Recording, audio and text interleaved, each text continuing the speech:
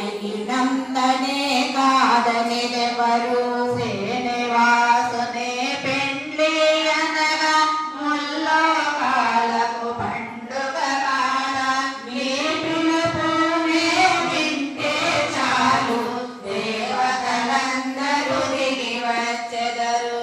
నారద ముని పలుకులు వింటూ శ్రీనివాసుడే ఆనందించి పెద్దలు మీరు ధైర్యము చెప్పి ముందుకు నడుపుము దీవెనలిచ్చి. నారద ముని పిలువగా దేవతలందరూ శేషాచలము చేరుట.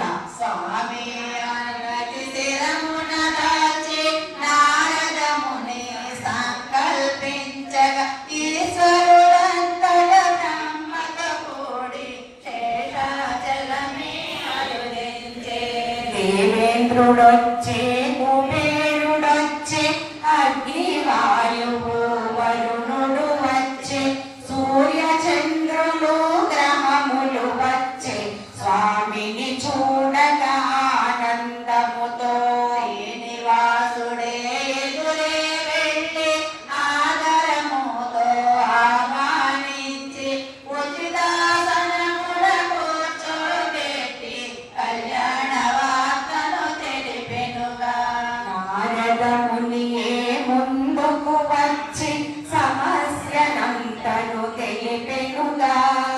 అందరూ కలిసి ఆలోచించి తగు నిర్ణయమే చేసెనుగా.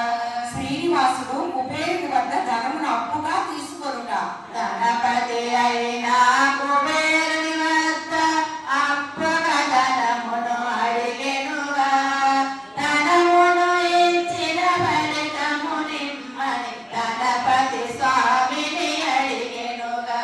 కలియుగమంతా ఉన్న వరకు వడ్డీ నీకే కట్టెదను వడ్డీ కాసుల వాడు అంటూ భక్తులు నిన్నే పిలిచెదరు.